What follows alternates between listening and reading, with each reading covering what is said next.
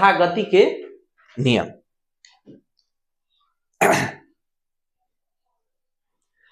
कक्षा 9 भौतिक विज्ञान यूपी बोर्ड, दूसरा चैप्टर हम पढ़ रहे हैं गति के बाद बल तथा गति के नियम, force and law of motion. तो सबसे पहले बात करते हैं बल के बारे में। बल किसे कहा जाता है? बल वह धक्का अथवा खिंचाव होता है। बल वह धक्का या खिंचाव होता है जो किसी वस्तु में गति या विराम की अवस्था में क्या कर देता है, या तो परिवर्तन कर देता है, नहीं तो करने का प्रयास करता है। एग्जाम्पल के तौर पर ऐसे समझ लीजिए कि ये हमारे पास है, अगर हमने क्या किया, इसको धक्का दिया तो ये विराम में है तो क्या हो जाएगा, गति में हो जाएगा। और गति में अगर होता तो हम इसको रोक सकते। तो दो काम करता है, या तो परिवर्तन कर देता है, नहीं तो करने का प्रयास करता है। जैसे अगर हम इस बोर्ड को धक्का दे रहे हैं, इस बोर्ड को धक्का दे रहे हैं तो प्रयास कर रहा है लेकिन हो नहीं रहा है। तो प्रयास भी अगर करता है तो भी वहां बल लगता है। बल क्या है? एक सदिश राशि है। सदिश राशि हम लोगों ने पढ़ा था, वे राशियां जिनके मान के साथ साथ उनकी दिशा के बारे में भी हमें ज्ञान हो, उसे हम क्या कहते हैं? सदिश कहते हैं। यानी हमें पता होता है कि हम बल किस दिशा में लगा रहे हैं। जैसे अगर मैंने बल इस बोर्ड पर लगाया तो मुझे पता है कि मेरे बल की दिशा क्या है। मैं अगर इस मार्कर पर बल लगा रहा हूं तो मुझे पता है कि इस मार्कर पर बल की दिशा क्या है। तो यह एक सदिश राशि है और इसका एसआई मात्रक न्यूटन, सर आइजैक न्यूटन के सम्मान में इसका मात्रक न्यूटन रखा गया। और सीजीएस मात्रक में डाइन होता है। सीजीएस मात्रक की अगर हम बात करते हैं तो वहां डाइन होता है। 1 न्यूटन बराबर 1 किलोग्राम मीटर पर सेकेंड स्क्वायर होता है, या 1 न्यूटन बराबर 10 पर पावर 5 डाइन होता है। बल का एक अन्य मात्रक किलोग्राम भार भी है। किलोग्राम भार भी है। 1 किलोग्राम भार बल बराबर 1 किलोग्राम गुणे 9.81 मीटर। ये 8 को हटा भी सकते हैं, एक हटा दीजिए तो यहां हो जाएगा 9.8 न्यूटन। यानी 1 न्यूटन बराबर 1/9.8 8 किलोग्राम भार या 9.8 न्यूटन। 1 किलोग्राम भार बल बराबर। अब बात करते हैं बल के प्रभाव। यानी आप जब बल किसी वस्तु पर लगाते हैं तो उस पर क्या क्या प्रभाव पड़ सकता है। किसी वस्तु पर बल लगाने के कारण उसमें उत्पन्न होने वाले प्रभाव निम्नलिखित हैं। पहला, बल लगाने से किसी वस्तु के आकार अथवा आयतन में क्या किया जा सकता है? परिवर्तन किया जा सकता है। किसी भी वस्तु पर अगर बल लगाए तो उसके आकार और आयतन में परिवर्तन किया जा सकता है। जैसे ध्यान दीजिए, ये हमारे पास तार है, हमने इस पर बल लगाया और इसे हमने क्या कर दिया? सीधा कर दिया। देखिए, तो ये इसके आकार में हमने परिवर्तन कर दिया और जैसे ही हमने छोड़ा ये अपनी जगह पर आ गया, वो अलग बात है। लेकिन हम बल लगाएंगे तो इसके आकार में हम क्या कर देंगे? परिवर्तन कर देंगे। बल लगाएंगे, देखिए ये दोनों के दोनों, ये हमने बल लगा करके इसके आकार में परिवर्तन कर दिया। और आयतन में भी परिवर्तन किया जा सकता है। जैसे जस्ते की चादर को मोड़कर उसका आकार बदला जा सकता है। एल्युमिनियम फॉयल देखे ना आप, जैसे मान के चलिए ये जस्ते की चादर है, मान के चलिए ये जस्ते की चादर है, तो हम इस पे बल लगा करके इसके आकार में क्या करेंगे? परिवर्तन कर देंगे। तो ये बल लगाया और इसके आकार में परिवर्तन हो गया, और फिर चाहे तो हम बल लगा करके फिर इसके आकार में परिवर्तन कर देंगे। यानी बल लगाने से आकार तथा आयतन में परिवर्तन होता है। किसी स्थिर वस्तु पर बल लगाने से वह वस्तु क्या हो जाती है? गतिमान हो जाती है। कोई वस्तु है, मान लीजिए यही वस्तु है और यह वस्तु रुकी हुई है और हमने क्या किया? इस पर बल लगा दिया, मार्कर के द्वारा बल लगाया तो यह क्या हो गई? गतिमान हो गई। जैसे रोलर को धक्का देकर गतिशील किया जा सकता है। रोलर को अगर हम धक्का देते हैं तो वो लुढ़कने लगता है। इसी प्रकार किसी गतिमान वस्तु की विपरीत दिशा में बल लगा करके उसे विरामावस्था में भी लाया जा सकता है। अगर कोई चीज चल रही है तो उसे विरामावस्था में ला सकते हैं। मान के चलिए कोई गेंद लुढ़कते हुए आ रही है तो आप उसे फोर्स लगा करके रोक देते हैं तो गेंद क्या हो जाती है? रुक जाती है। तीसरा है, बल लगाने से वेग में भी परिवर्तन किया जा सकता है। कोई गेंद, मान के चलिए आपने क्या किया कि आप जो है बॉल फेंक रहे हैं, बॉल आया 20 किलोमीटर प्रति घंटे की स्पीड से, लेकिन आपने जब बैट लगा दिया तो वो 20 के बजाय 180 के स्पीड से निकल गया, तो स्पीड उसका बदला ना, वेग बदला कि नहीं? आपने बैट के द्वारा बल लगाया तो उसका वेग बदल गया। तीसरा है बल किसी भी वस्तु को गति की दिशा बदल सकता है। किसी भी वस्तु की गति की दिशा, जैसे बैट बॉल का एग्जांपल हम ले लें, गेंद आती है तो आप बैट के थ्रू उसकी दिशा क्या कर देते हैं? बदल देते हैं। जैसे या फुटबॉल की बात करें, फुटबॉल पर ठोकर मारकर उसकी गति की दिशा को क्या किया जा सकता है? बदला जा सकता है। फुटबॉल आपके सामने आ रहा है और आपने पैर से आपने दिशा उसकी क्या किया? घुमा दिया, वो दूसरी दिशा में चला गया। यानी बल लगाने से क्या क्या किया जा सकता है? बल लगाने से किसी वस्तु के आकार तथा आयतन में परिवर्तन किया जा सकता है। बल लगाकर किसी वस्तु को गति से विराम अवस्था में और विराम से गति अवस्था में लाया जा सकता है, और बल लगा करके किसी भी वस्तु की दिशा को बदला जा सकता है। अब बात करते हैं बलों के प्रकार की। बलों के प्रकार,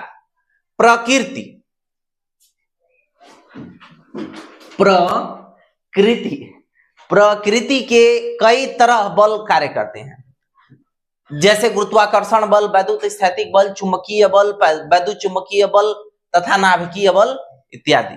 लेकिन अगर हम प्रकृति के आधार पर ही हमने बात की, अगर नॉर्मल तौर पर हम बात करेंगे तो बल दो प्रकार के होते हैं। एक होता है संतुलित बल और दूसरा होता है असंतुलित बल।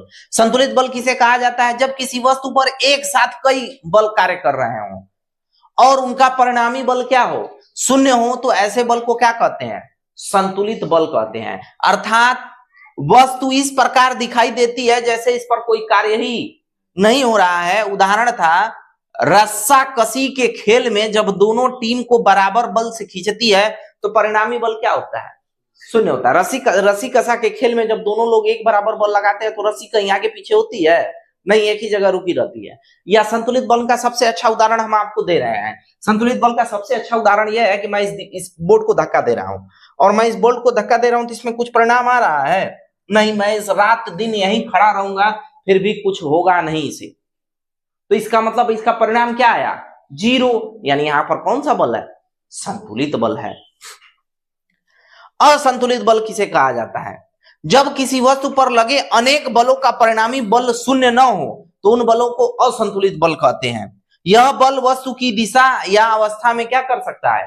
परिवर्तन कर सकता है। जैसे मान के चलिए कि रस्साकसी के खेल में ही लोग बल लगा रहे हैं और एक तरफ की टीम क्या हो गई? मजबूत हो गई। तो जो टीम मान के चलिए ये हाथ वाली टीम अगर मजबूत हो गई तो वो क्या करेगी? उसे अपनी तरफ खींच लेगी।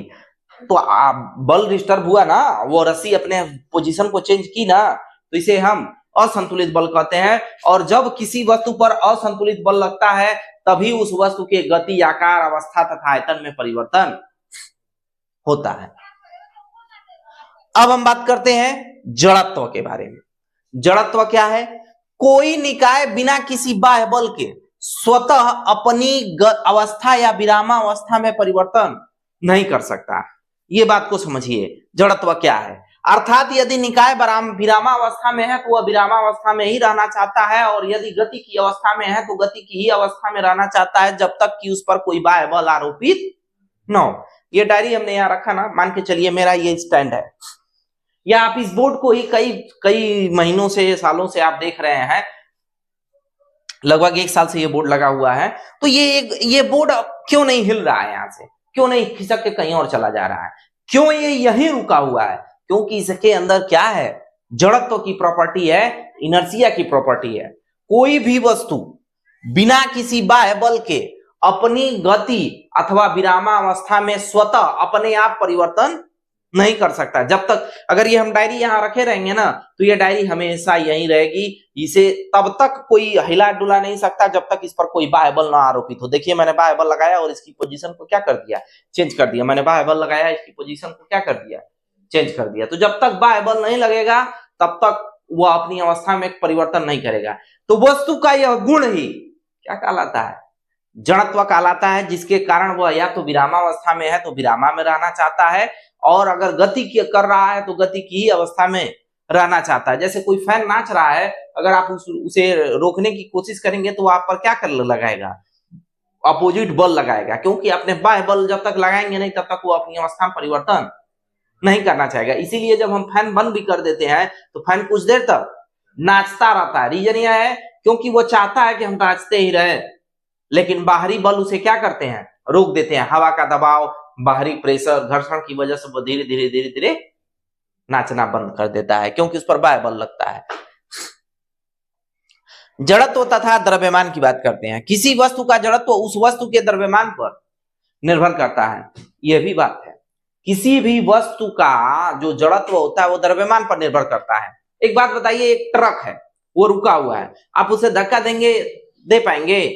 क्योंकि उसका द्रव्यमान क्या है, भारी है, मतलब उसका द्रव्यमान बड़ा है। तो द्रव्यमान अगर बढ़ा है तो जड़त्व भी बढ़ जाएगा। और वहीं एक छोटा सा साइकिल है, तो उसका वो खड़ा है, तो आप उसे अगर धक्का देंगे तो धक्का लगेगा कि नहीं लगेगा? क्योंकि उसका द्रव्यमान क्या है, कम है, तो उसका जड़त्व भी कम होगा। आम लटका हुआ होता है ना, तो उसका वो अपने एक जड़त्व में है, उसका जड़त्व का अपना एक मान है। और अगर हम उसके जड़त्व से किसी और उसके जड़त्व से अधिक मान का कुछ अगर हम टर्म को टकराते हैं तो वो आम क्या हो जाता है, गिर जाता है। अगर उसके जड़त्व के थोड़ा भी मान कम रहा तो वो आम उसी डाली पर लटका रहेगा। जड़त्व की हमने बात की थी, जड़त्व तथा द्रव्यमान में हम लोगों ने संबंध भी देखा था। अब जड़त्व के प्रकार की बात करते हैं। जड़त्व मुख्यतः दो प्रकार का होता है, एक होता है विराम का जड़त्व और दूसरा होता है गति का जड़त्व। बात करते हैं विराम का जड़त्व के बारे में। यदि कोई वस्तु विरामावस्था में है तब तक वह विरामावस्था में ही रहेगी जब तक उस पर कोई बाह्य बल न लगाया जाए। कोई वस्तु अगर रुकी हुई है, जैसे ये बोर्ड आप देखते हैं, डेली आप देखते होंगे, जब भी आप मेरे वीडियो को देखते होंगे तो आपको ये बोर्ड यहीं दिखाई देता होगा। ये तब तक यहीं रहेगी जब तक इस पर कोई बाह्य बल न लगाए। अगर हम बाह्य बल लगाएंगे तो इसे सेपरेट किया जा सकता है, इसे अलग किया जा सकता है। वस्तुओं की यह प्रवृत्ति ही क्या कहलाती है, विराम का जड़त्व कहलाती है। कोई वस्तु अगर किसी जगह रुका हुआ है तो वो इसी के कारण की वजह से रुका हुआ है। अब बात करते हैं गति का जड़त्व। गति का जड़त्व की बात करते हैं। यदि कोई वस्तु एक समान गति से सीधी रेखा में गतिमान है, कोई भी वस्तु है अगर एक समान गति से सीधी रेखा में गतिमान है तो वह उस समय तक उस दिशा में गतिमान रहेगी जब तक कि उस पर कोई बाह्य बल न लगाया जाए। कोई अगर वस्तु गतिमान है तो वो गतिमान ही रहना चाहती है और तब तक रहेगी जब तक कि आप उस पर कोई बाह्य बल लगा करके उसे रोक नहीं देते। वस्तुओं के अंदर यह प्रवृत्ति ही जड़त्व की प्रवृत्ति कहलाती है। यानी साइकिल का अगर पहिया घूम रहा है तो वह बहुत देरी तक घूमता ही रहता है, वो चाहता है घूमते रहे, लेकिन हवा के दबाव की वजह से, एक्सटर्नल प्रेशर की वजह से वो धीरे धीरे धीरे धीरे धीरे धीरे उसकी स्पीड कम हो जाती है। न्यूटन के गति के नियम, तो हम बात करते हैं, ये इसाक न्यूटन की बात करते हैं। इन्हें आइजैक न्यूटन भी कहा जाता है। आइजैक न्यूटन, इसाक न्यूटन कई जगह लिखा है, हम आइजैक पढ़ रहे हैं। आइजैक न्यूटन ने बल एवं गति के बारे में गैलीलियो के विचारों को आगे बढ़ाया, और जो गैलीलियो ने विचार दिया था उनके विचारों को आगे बढ़ाया। गैलीलियो के विचार के बारे में यहाँ बात करना कोई वो नहीं है, आपको गैलीलियो के विचार आगे पढ़ने हैं। तो उसको गति को विचार को आगे बढ़ाया और गति के 3 नियम दिए। ये नियम ही न्यूटन के गति विषयक नियम या न्यूटन के गति के नियम कहलाए। अब बात करते हैं न्यूटन के गति के प्रथम नियम के बारे में। तो न्यूटन के गति के प्रथम नियम, चूंकि यहां वो गलती से छूट चुका है तो आप इसे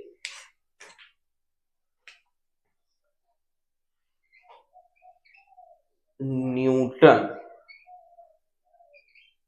का गति का प्रथम नियम हेडिंग डालेंगे,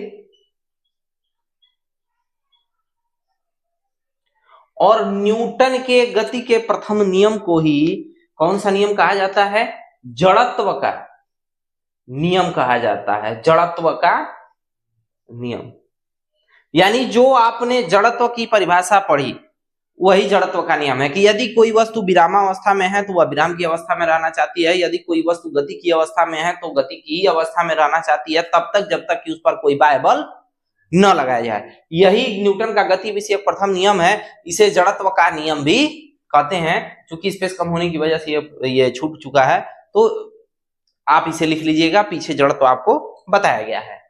अब हम बात करते हैं न्यूटन के प्रथम नियम के व्यवहारिक उदाहरण के बारे में। न्यूटन के प्रथम नियम का व्यवहारिक उदाहरण क्या है? जैसे मेज पर रखी पुस्तक तब तक उसी अवस्था में रहेगी जब तक उसकी अवस्था परिवर्तन के लिए बाहर से कोई बाह्य बल न लगाया जाए।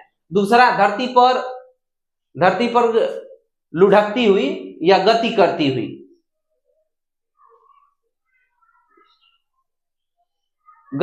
हुई कोई गेंद गतिमान अवस्था में रहती है जब तक कि उस पर कोई बाह्य बल न लगाया जाए। उस पर कोई बाह्य बल लगता है तभी वो गतिमान अपनी गति को चेंज करती है। न्यूटन के गति विषयक द्वितीय नियम के टर्म के बारे में बात करते हैं। न्यूटन का गति विषयक द्वितीय नियम क्या है? कि किसी वस्तु के संवेग परिवर्तन की दर उस पर लगने वाले असंतुलित बल के अनुक्रमानुपाती होती है, अर्थात यह परिवर्तन बल की दिशा में होता है। किसी भी वस्तु के संवेग परिवर्तन की जो दर होती है, दर यानी समय जो है वह बल के अनुक्रमानुपाती होती है, उसे ही न्यूटन का गति विषयक द्वितीय नियम कहा जाता है। अब बात करते हैं संवेग के बारे में। संवेग क्या होता है? तो सबसे पहले हमें संवेग की जानकारी चाहिए। तो चलिए देखते हैं, यहाँ हमारा संवेग है, मोमेंटम क्या है हमारा। किसी वस्तु के द्रव्यमान तथा उसके वेग, द्रव्यमान कोई भी वस्तु है और अगर उसमें वेलोसिटी है तो किसी भी वस्तु के द्रव्यमान तथा वेग के गुणनफल को क्या कहते हैं? संवेग कहते हैं। और P बराबर आपका होता है mv, P बराबर mv। और यह एक सदिश राशि है, इसकी दिशा वही होती है जो कि वेग की होती है। वेग जिस दिशा में जो भी वस्तु होगी, जिस भी दिशा में गति कर रही होगी, मान के चलिए गेंद है और यह इस दिशा में गति कर रही है, तो संवेग की भी दिशा यही होगी। तो किसी भी वस्तु के द्वारा उसके संवेग परिवर्तन में जो दर होता है वो असंतुलित बल के अनुक्रमानुपाती होता है। चलिए इसके नियम के व्यवहारिक उदाहरण के बारे में बात करते हैं। क्रिकेट में गेंद को कैच लेते समय खिलाड़ी क्या करता है? कभी भी आप क्रिकेट में गेंद को कैच करते समय खिलाड़ी के बारे में देखेंगे, खिलाड़ी अपने हाथ को क्या करता है? पीछे की तरफ खींचता है। वह इसलिए खींचता है क्योंकि गेंद का मोमेंटम कुछ देर तक, अगर उसमें वेलोसिटी को कुछ देर तक अगर वो अपने हाथ में होल्ड करेगा तो उसका मोमेंटम कम हो जाएगा, फोर्स कम लगेगा, जिसकी वजह से गेंद को एक बैक रोकने की वजह से हाथ पर उसे चोट कम आएगी। ऊंची कूद में खिलाड़ी का स्पंज के गद्दे पर गिरना। कोई खिलाड़ी है और जब वो ऊंची कूद लेता है तो स्पंज वाले गद्दे पर जब वो गिरता है तो होता क्या है कि वो थोड़ा सा उसकी वेलोसिटी के टर्म में वो आकर के जब गद्दे पर गिरता है तो गद्दे पर वो प्रेशर डालता है थोड़ी देर के लिए, ताकि अगर वो वेलोसिटी ज्यादा भी हो तो गद्दे पर फोर्स पड़ने की वजह से उसे कुछ समय मिले और आसानी से उसे वो होल्ड कर सके, ताकि उस कूदने वाले व्यक्ति को कोई चोट न लगे। अब बात करते हैं न्यूटन के गति विषयक तृतीय नियम के बारे में। न्यूटन का तृतीय नियम कहता है कि प्रत्येक क्रिया के लिए, किसी भी वस्तु के प्रत्येक क्रिया के लिए उसके बराबर तथा विपरीत दिशा में क्या होती है? प्रतिक्रिया होती है। और अगर इसके उदाहरण की हम बात करें तो बंदूक से गोली का छूटना। बंदूक से जब गोली छूटती है तो गोली आगे की तरफ बढ़ती है और बंदूक पीछे की तरफ, तो यह क्रिया प्रतिक्रिया का नियम है। आप किसी व्यक्ति को मारते हैं तो अगर उस व्यक्ति के गाल पर चोट लगती है तो आपको भी चोट लगती है, यह भी क्रिया प्रतिक्रिया का नियम है, क्योंकि वह उतना ही फोर्स आप पर भी लगाया। बस ये है कि आपका हाथ सहनीय है और उसका जो गाल है वो सहनीय नहीं है, तो उसको चोट ज्यादा महसूस होगी और आपको कम, लेकिन फोर्स दोनों पर बराबर ही लगा है। तो ये न्यूटन के गति विषयक प्रथम, द्वितीय तथा तृतीय नियम थे। करते हैं बल के आवेग के बारे में।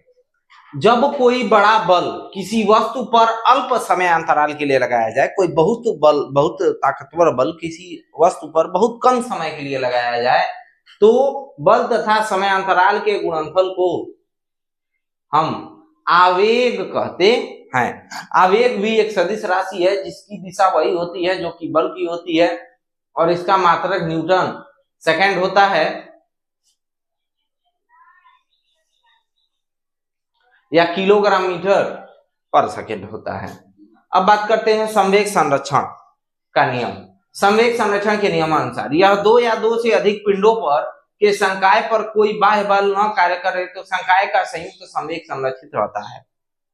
संवेग संरक्षण का नियम क्या है? संवेग संरक्षण का नियम यह है कि यदि दो या दो से अधिक पिंडों के संकाय पर कोई दो या दो से ज्यादा के अधिक पिंड हो, मान के चलिए यहाँ पर हमारा एक वस्तु दिया है, एक है हमारा, एक वस्तु ए है और दूसरा बी है, इसका वजन यम ए है और इसका वजन यम बी है, तो इनके संकाय पर अगर यानी इनके सिस्टम पर अगर कोई बाह्य बल न कार्य कर रहा हो तो इनका संयुक्त संवेग यानी इन दोनों का मिला जुला वेग टकराने से पहले का और टकराने के बाद का जो वेग होगा, संवेग होगा, वो क्या रहेगा? संरक्षित रहेगा यानी सुरक्षित रहेगा।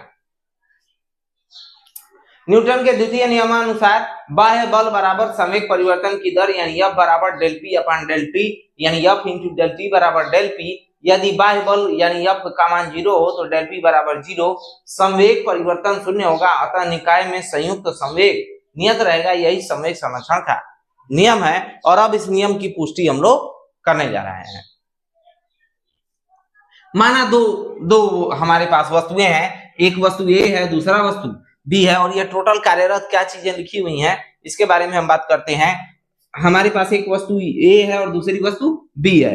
पहले वस्तु का द्रव्यमान यम ए है, दूसरे वस्तु का द्रव्यमान यम बी है। पहले वस्तु का प्रारंभिक वेग यू ए है तथा दूसरे वस्तु का प्रारंभिक वेग यू बी है। ये दोनों के दोनों एक दूसरे पर टकराते हैं। पहले वस्तु का दूसरे वस्तु का वेग जो है धीमा और पहले वस्तु का वेग तेज है।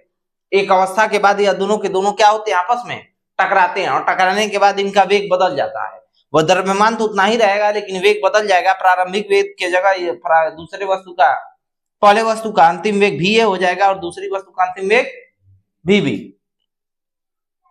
जब ये टकराएंगे तो टकराने से पहले का जो संवेग होगा वह यम ए यू ए होगा, क्योंकि P is equal to M V हम लोग जानते हैं। P is equal to M V mass into velocity.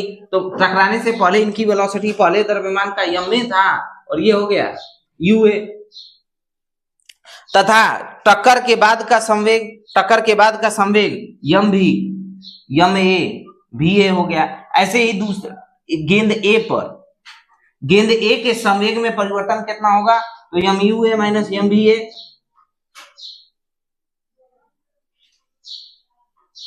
ये भी है, बनाने में थोड़ा सा डिस्टरबेंस हुआ है। भी यम भी ए minus M U A, equation first. ऐसे ही दूसरी वस्तु का प्रतिबिंब, दूसरे वस्तु के लिए हम अगर बात करते हैं तो दूसरे वस्तु का संवेग भी ठीक इसी प्रकार निकाला गया है। और हम क्रिया प्रतिक्रिया के नियम से हम एक बात कर रहे हैं कि क्या हुआ कि यह पहला बल लग रहा है एफ का ए बी के सापेक्ष, यानी बी ए पर लगा रहा है और क्रिया प्रतिक्रिया के नियम से फिर बी ए पर लगाएगा, ए बी पर लगाया और ए बी पर, दोनों बल आपस में लगाए गए हैं। तो यानी समीकरण 3 और समीकरण 4 बना है। F is equal to M V minus A by T, क्योंकि हम लोग फोर्स बराबर जानते हैं। संवेग परिवर्तन की दर संवेग बराबर P, P is equal to M A अगर हम कॉमन कर लेंगे, यम ए कॉमन कर लिया हमने, तो यम ए कॉमन कर लिया तो यह हो गया हमारा B A minus U A और बाई टी। तो ये हमारा पहले वस्तु के लिए निकला हमारा बल और ये दूसरी वस्तु के लिए निकला हमारा बल, और दोनों वस्तुएं एक दूसरे के बल के अनुक्रमानुपाती होती हैं। और क्रिया प्रतिक्रिया के नियम से यहाँ ऋणात्मक चिन्ह लगेगा, क्योंकि एक बल दूसरे बल के अपोजिट दिशा में उतना ही बल लगाएगा, लेकिन बस दिशा परिवर्तित हो जाने की वजह से यहाँ माइनस लगेगा। हमने इसकी वैल्यू को यहाँ पुट किया। आप अगर ध्यान देंगे तो टी दोनों में समयांतराल समान है, तो टी से टी कैंसिल हो गया। और अब इसका इसमें गुणा कराएंगे,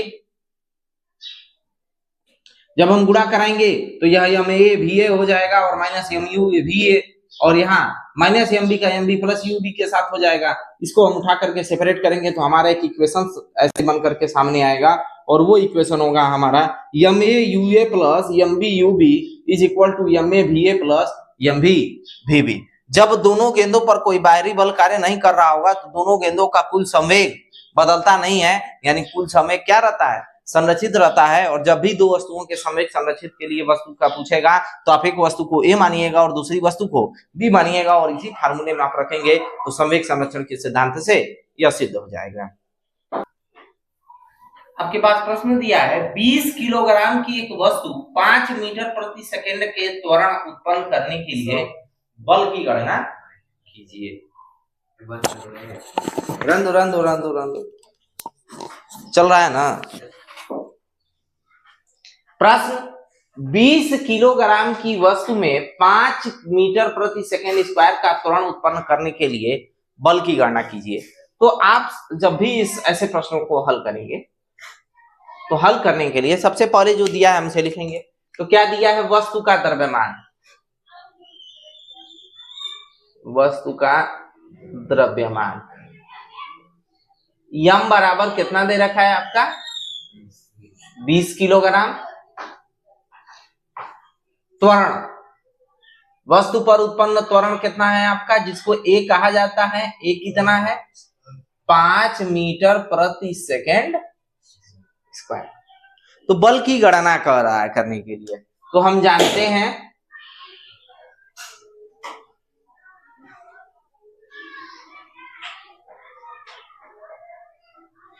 बल बराबर बल F बराबर द्रव्यमान गुणे त्वरण। किसके नियम से? न्यूटन के द्वितीय नियम से। F बराबर यम ए। यम कितना है आपका? 20 है और ए कितना है? 5 है। यानी टोटल कितना? 100 किलोग्राम मीटर पर सेकेंड स्क्वायर, यानी कितना? 100 न्यूटन। कितने न्यूटन का बल हमें लगाना होगा? तो 100 न्यूटन का बल लगाना होगा। यही आपका उत्तर हो जाएगा। अब आते हैं अगले प्रश्न पर। क्या कह रहा है प्रश्न? 15 मीटर प्रति सेकेंड के प्रारंभिक वेग से चल रहे 20 किलोग्राम के किसी कण पर 50 न्यूटन का एक समान मंदित बल लगाया जाता है। यानी बल का मंदन हो रहा है, बल यानी अपोजिट दिशा में लग रही है। तो कितने समय पश्चात कण विरामावस्था में आ जाएगा? कितने समय पश्चात कण विरामावस्था में आ जाएगा? तो हमें इसकी बात करनी है। तो चलिए ध्यान देते हैं। हल क्या क्या दिया है? वस्तु का द्रव्यमान दिया है, वस्तु का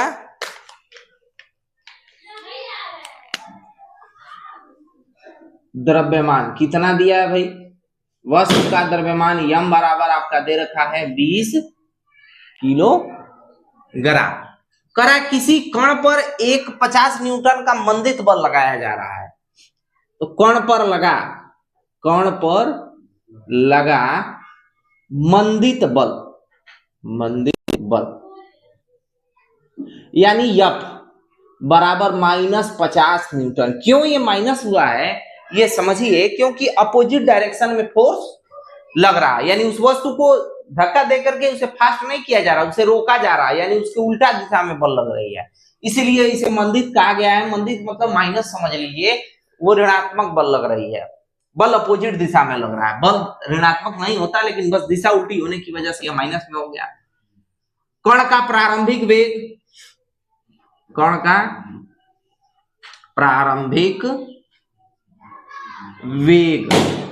u बराबर दे रखा है 15 मीटर प्रति सेकेंड। कण का अंतिम वेग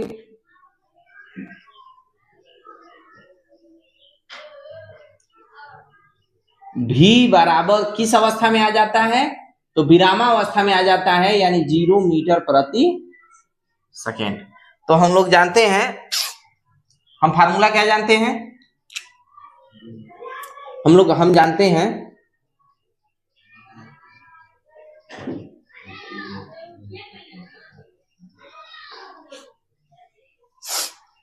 थोड़ी सी सर्दी हो जाने के कारण। अब देखो, हम जानते हैं बल बराबर द्रव्यमान गुणे त्वरण। तो बल F है, द्रव्यमान यम है, त्वरण ए है। तो बल का F ही हो गया, यम का यम हो गया। त्वरण को हम लिख सकते हैं अंतिम वेग माइनस प्रारंभिक वेग आपान समय। चूंकि समय दिया नहीं है तो समय आप मान लेंगे कितने पश्चात, समय पश्चात वह विरामावस्था में आ जाता है, तो माना t समय में कण विरामावस्था में आ जाता है।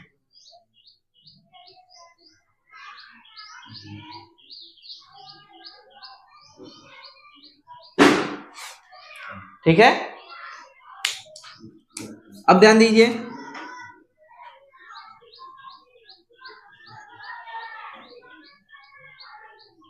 यम के जगह यम है, यम के जगह आपका कितना है 20 किलोग्राम, यफ के जगह आपका कितना है -50 न्यूटन, भी के जगह कितना है 0, यू के जगह आपका कितना है 15/t।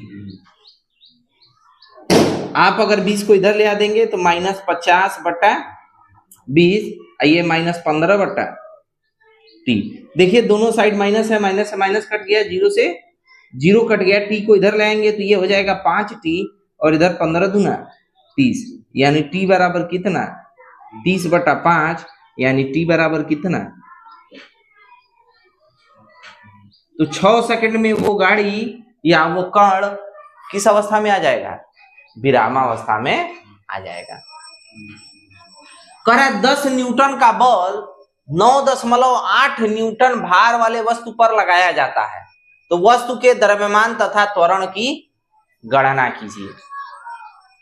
अब ध्यान दीजिए, 10 न्यूटन का बल, बल का मान दिया है, वस्तु पर लगा बल,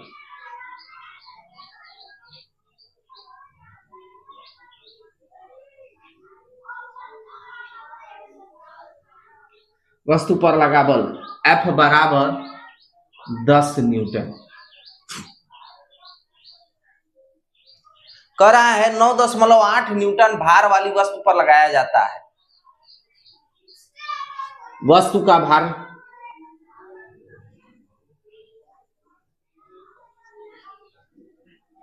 तो वस्तु का भार जो है W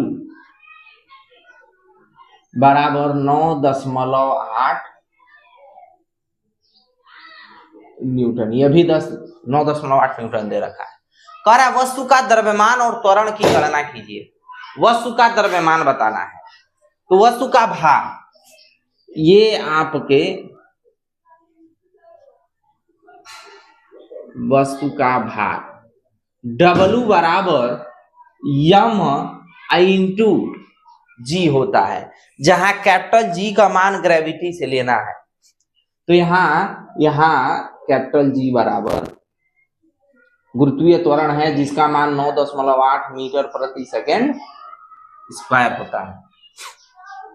तो भार कितना आपका दिया है, भार 9.8 दिया है, मास आपको पता ही नहीं है और ग्रेविटी का मान लगभग 9.8 ही होता है, तो यम बराबर कितना हो जाएगा 9.8 आपान 9.8, यानी यम बराबर कितना 1 किलोग्राम। तो वस्तु का द्रव्यमान कितना हो जाएगा,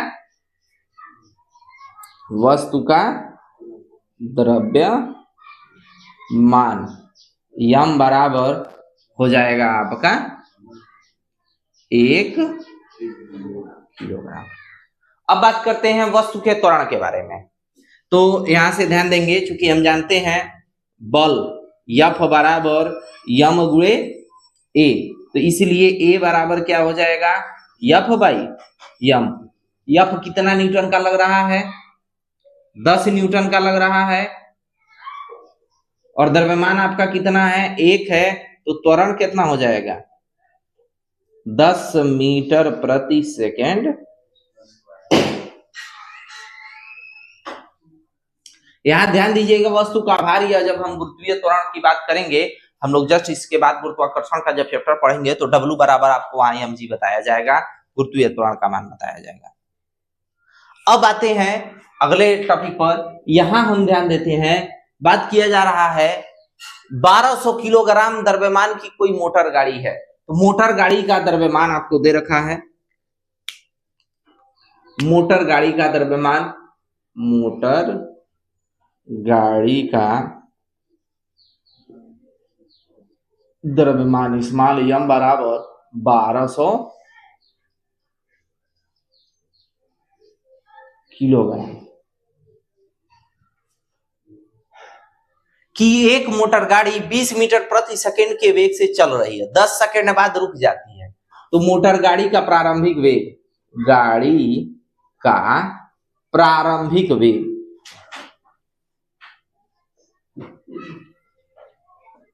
स्मॉल u बराबर 20 मीटर प्रति सेकंड, और गाड़ी का अंतिम वेग कितना दे रखा है, स्मॉल v बराबर 0 मीटर प्रति सेकंड, क्योंकि वो गाड़ी क्या हो जा रही है, रुक जा रही है, आपकी वो गाड़ी रुक जा रही है, तो इसलिए अंतिम वेग v बराबर 0 हो गया। अब क्या दिया, समय भी दिया है, क्या ब्रेक लगाने पर 10 सेकंड में रुक जाती है, तो गाड़ी के रुकने में लिया गया समय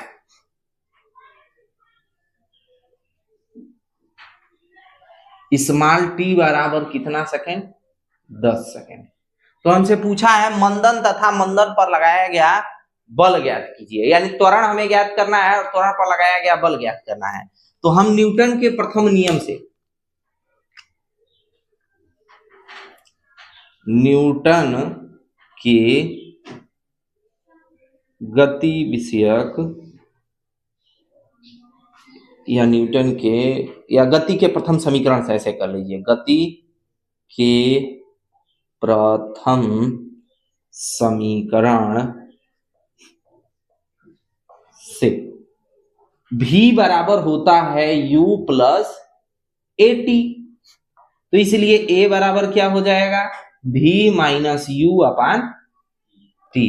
v आपका कितना है, 0 है, u आपका कितना है, 20 है, और t आपका कितना है, 10 है। इसका मतलब a बराबर -2 मीटर प्रति सेकेंड। ये आपका मंदन आ गया।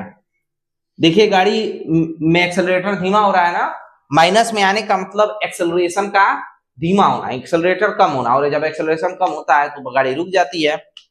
बल बराबर क्या हो जाएगा, बल बराबर, ये बल नहीं है, मंदित बल होगी, मंदित बल यानी घटता हुआ बल। मंदित बल F बराबर m इंटू ए।